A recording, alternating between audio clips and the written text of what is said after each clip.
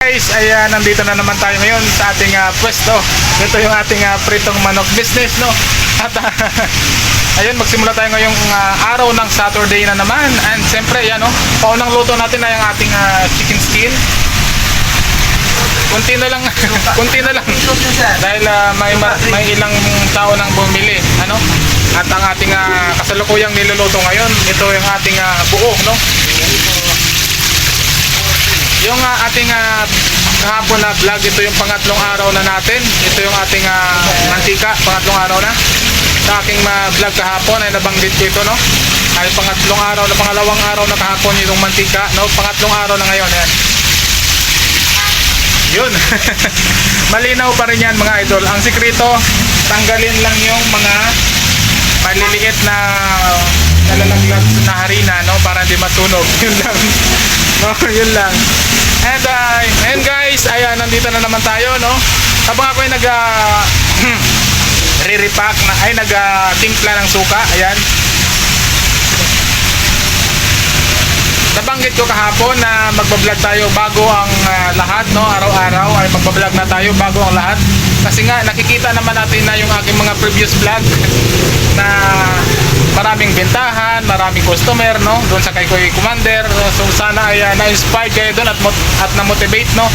Dahil nga ay nagsisimula lang tayo sa 30k, no? Mula noon ay 30k lang. Nakita ka? Pakita ko sa kanila muna. Yung ating whole chicken bestseller.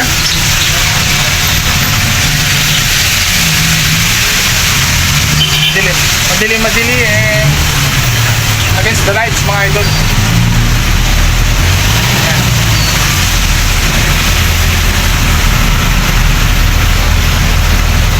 Yan. Kita nyo na. Sorry kung hindi nyo masyado makita dahil against the lights dito.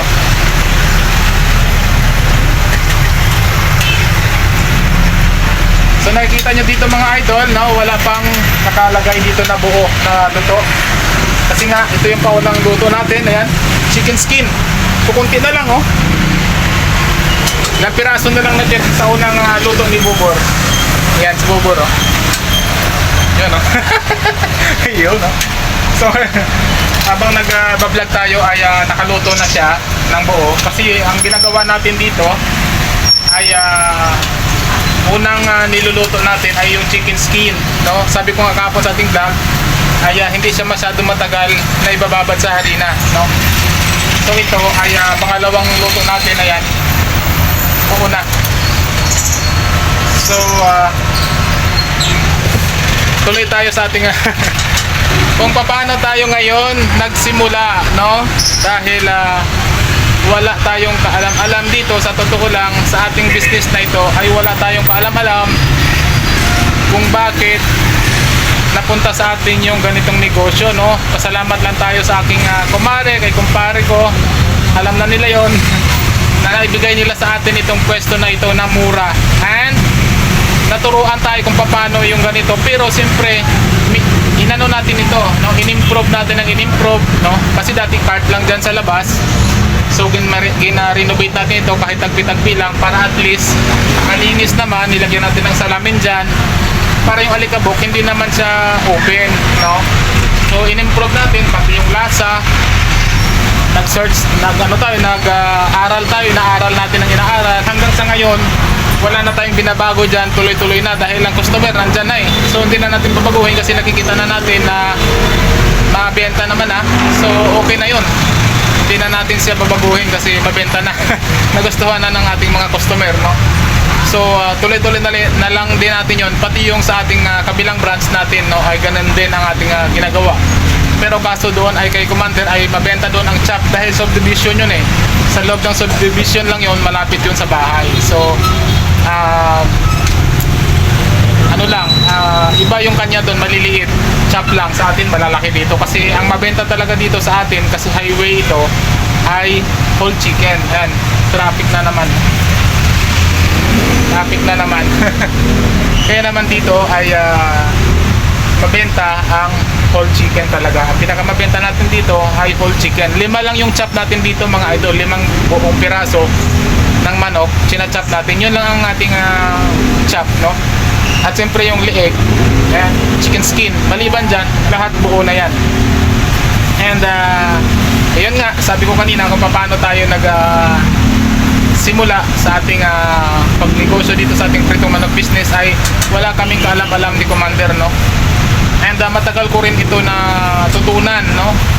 Try and error talaga. Nagluluto ako, hindi maganda ang itsura. And pagkalabasan, ang pangit, hindi siya makinis, hindi siya malinis, tingnan. Malinis siya pero hindi siya makinis tingnan yung texture ng manok.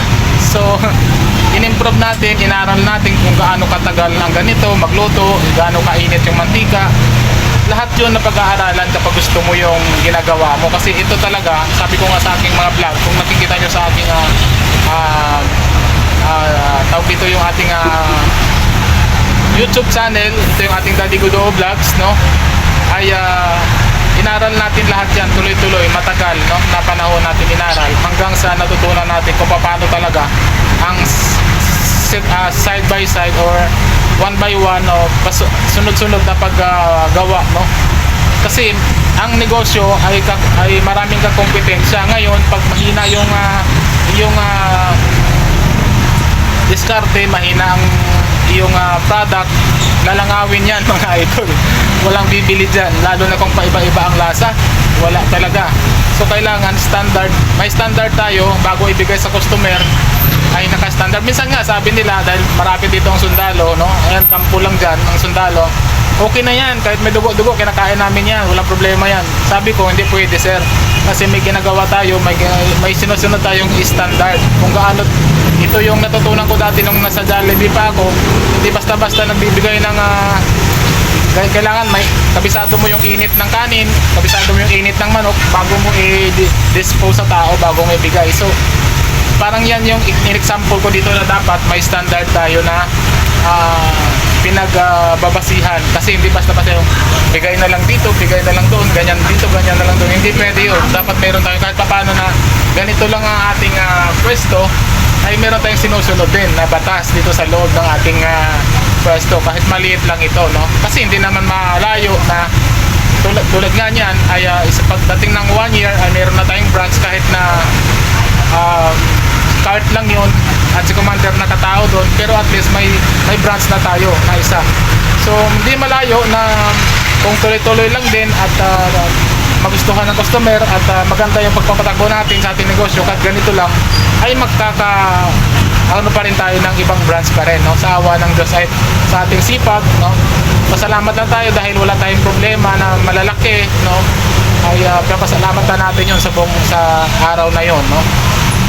At yun nga ay kung paano kami dito nagsimula, dahil mahaba na naman ang ating vlog, ay yun nga, mahirap talaga ang pagsisimula. Tapos nagsimula kami ng 30K, hindi pa kasama yung mga gamit, no? Yun lang ay yung ibang gamit kasama na, pero yung marami ka pang bibilhin kasi niyan mga ganito, yan, ganito, yan, siyempre mga electric fan, mga ilaw, marami pa yan. So aabot na yan siya ng mahigit kumulang mga idol. At kapag nagnenegosyo ka, ang estimate mo dyan ay 5,000, 10,000, 50,000. Lalagpas talaga ang gastos mo dyan, lalo na kapag magpaparenovate ka pa. So sa aking vlog, sa aking YouTube channel, yung Daddy Gudo Vlogs, ay nag-i-vlog ko doon kung paano namin ni-renovate to at saan namin kinuha yung aming pinarenovate nito. Kasi nga dati sa cart lang doon, dyan kami nagsimula sa cart, no? Ay yung aking buhay naman, no, sa loob ng ilang months ba yun, ay pinakita ko rin yun kung paano, gaano karami, 27,000 sa loob ang naging buhay naman ko. Tulad nito mga idol, dito sa aking bag, ito kasi bago na to, na-deposit na natin last week yung ating binamano. So nagalit na si Commander kasi wala kayong pambayad sa manok tapos nag-deposit pa ako. Ito, ayan o. May mga nakapanood nito na ating mga idol dyan Ito yung mga binamano natin, ayan o. Yan. So dito meron na naman tayong binamano, ayan. 100 lang. Ito yung tinatabi talaga natin araw-araw. Kahit 50 man yan or magkano, yan ay binamano natin. Tatlo pa lang.